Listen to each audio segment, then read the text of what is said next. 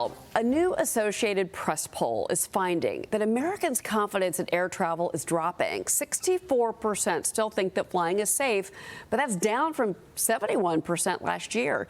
16 plane crashes have happened in the United States since January 19th, including a horrific passenger jet collision with a Black Hawk helicopter that happened over Washington, D.C.'s Potomac River. 67 people died.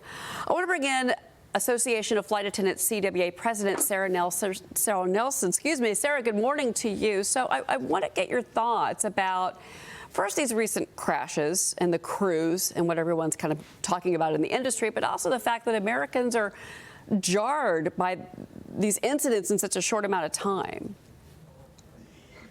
Yes.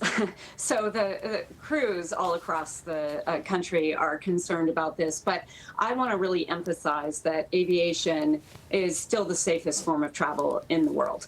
And so we understand that people are concerned about the safety in aviation, but that is because of these crashes. And that is also why, after a string of crashes in the 1990s, there was an effort to put in place a risk predictive model so that we can predict the risk, plug the holes, create redundancies to avoid any incidents like this. And that's what we have to get back to and focus on here. We have to get the report from the NTSB on all of these investigations, assess where we may need to put some mitigation factors in place. But I want to emphasize just again that this is still the safest form of transportation. Well, Sara, our viewers know that I am a former flight attendant, and I've said this multiple times. I would get on an airplane tomorrow. I'd get on a Bombardier tomorrow. I'd fly every day.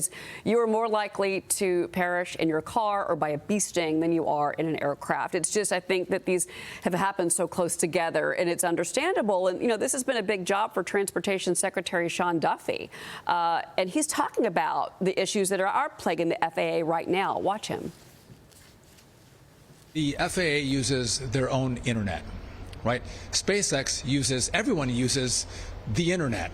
They have their own internet, and it doesn't work. So we have to upgrade their system so they can actually use the internet that everyone uses. The FAA is using floppy disks to manage some of their systems. And again, some Gen Zers might not know what a floppy disk is, but if you're old enough, this is ancient technology. And for Democrats to say we're affecting safety by letting 0.8% of the FAA go, 46,000 employees, 352 people who are probationary employees were let go, and you want to say that's going to impact air traffic in the country and try to blame that on some of the incidents that have taken place over the course of the last 4 weeks? That's garbage. These are the systems that were developed over the last 4 years from this administration.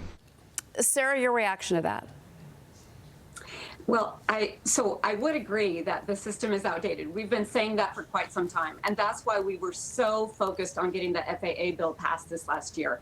That was a bipartisan effort. That was an effort across the airline industry to get that done, because we need to upgrade the system. And we have been talking about that actually for decades. The air traffic controllers on the front lines have been talking about the fact that they are understaffed, that they're having to work overtime to make this work, that they have to cut back capacity when they recognize that it's not safe. And that is also inefficient for the American public. We have been calling on Congress to take action on this for quite a long time, and we were finally able to get that bill passed last year. We need to go forward and implement that and continue to talk to the people on the front lines to make that work. And I would just say that I do think it's really important to keep everyone in place, have that baseline, be able to understand the people who have been working on this for a very long time to indicate where we are failing. That all of that work has already been done, and that needs to be integrated with the people who are now in charge and the experts that we can bring in order to make this the most efficient, most upgraded system in the world. And we have been behind, but we can catch up because we have the best of the best on the front lines who know exactly what to do.